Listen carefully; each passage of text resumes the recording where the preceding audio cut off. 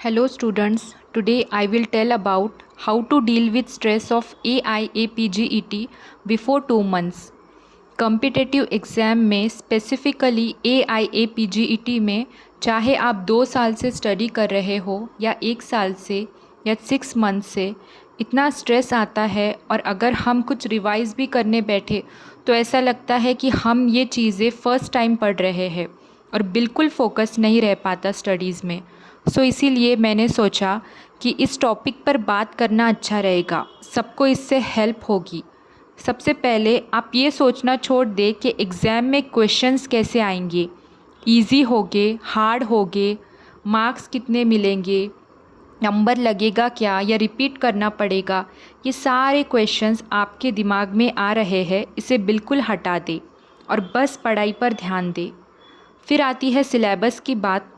हम ये सोचते हैं कि इतना सिलेबस कंप्लीट होगा क्या, रिवीजन होगी क्या। एक बुक पढ़ने बैठते हैं और 10 बुक्स बाकी है, कैसे होगा, यही सोचने लगते हैं।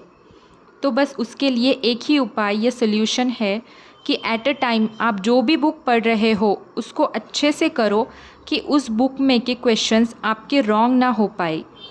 1 घंटे में आप कितना फोकस से पढ़ पा रहे हो ये देखें और वो 1 घंटा हमें वेस्ट नहीं करना है, ये सोचे। एक एक घंटे का हिसाब रखना और जो कर रहे हैं वो अच्छे से करें।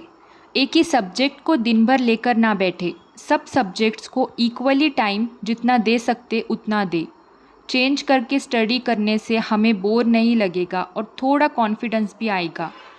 अलार्म लगा दे, जितना सब्जेक्ट्स को संहिता को टाइमिंग दिया है उतने टाइमिंग्स लगा दे, इससे आप ज़्यादा अवेयर रहोगे। हर कोई आपको आसानी से बोल देगा कि टेंशन ना लो, स्ट्रेस ना लो, काम रहो, लेकिन चाहे कितना भी टॉपर स्टूडेंट हो, नेचुरली उसको भी स्ट्रेस आता ही है, ये बिल्कुल कॉमन बात है। तो कुछ टाइम होता है जब हम बहुत लो डिप्रेस्ड फील करते हैं, उस वक्त सब बुक्स एक तरफ करके थोड़ी देर के लिए सो जाए या खुद को काम रखे या कहीं बाहर जाकर आए, थोड़ा सा खुद का माइंड फ्रेश होने दे, फिर अपनी स्टडीज़ को फुल एनर्जी के साथ रीस्टार्ट करे।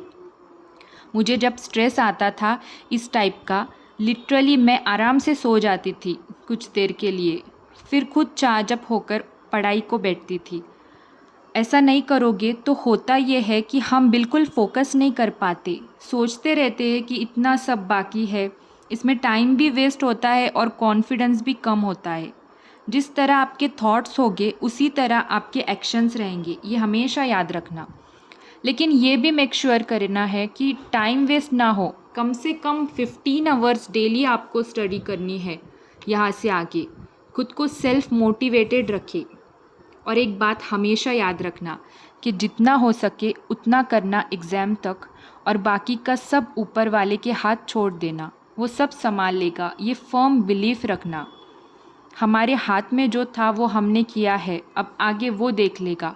जो होगा, जैसा होगा, सब ठीक होगा, अच्छा होगा। ये बेहतर अगर नहीं तो कुछ और बेहतर होना होगा।